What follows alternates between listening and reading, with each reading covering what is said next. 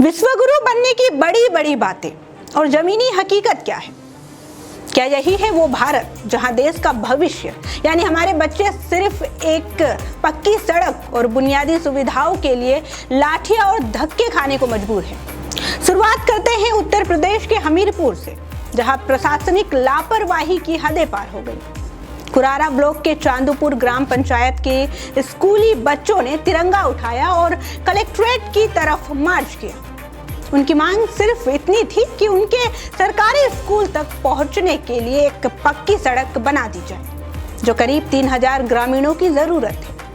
लेकिन बच्चों की समस्या सुनने और उसका समाधान निकालने के बजाय पुलिस प्रशासन ने उन मासूमों को वहां से खदेड़ दिया और भगा दिया। और हाल सिर्फ उत्तर प्रदेश का नहीं है, महाराष्ट्र के नासिक से आई तस्वीरें भी हैरान करने वाली है।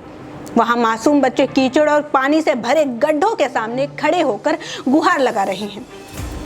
उनका साफ कहना है कि कोई हमारी खबर नहीं लेता, हमें सिर्फ एक सुरक्षित सड़क चाहिए ताकि हम सुरक्षित स्कूल पहुंच सके।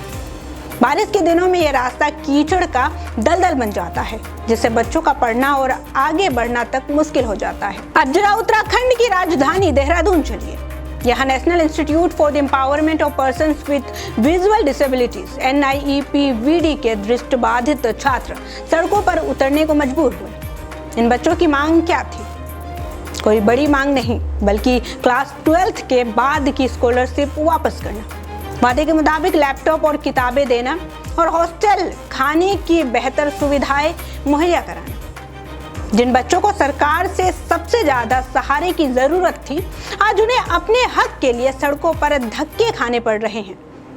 बड़े बड़े विज्ञापनों और खोखले दावों से देश नहीं चलता, जमीन पर काम करने से चलता है। जब देश का भविष्य ही सड़कों पर लाठियां खाने और भीख की तरह बुनियादी सुविधाएं मांगने को मजबूर हो, तो सरकार को अपनी नाकामियों पर शर्म आनी चाहिए। ये सवाल हर जिम्मेदार नागरिक का है।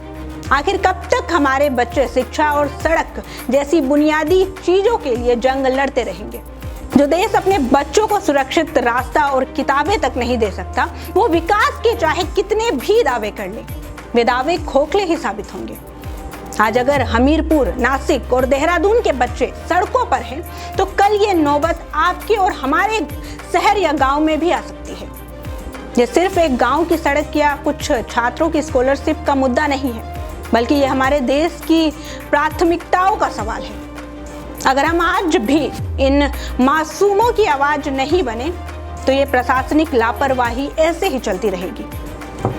आप क्या सोचते हैं? क्या सरकार को विज्ञापनों से बाहर निकलकर जमीनी स्तर पर काम करने की जरूरत है? अपनी राय नीचे कमेंट सेक्शन में जरूर लिखें और इस वीडियो को ज्यादा से ज्यादा शेयर करें, ताकि इन बच्चों की आवाज उस सोए हुए प्रशासन और सरकार के कानों तक पहुंच सके।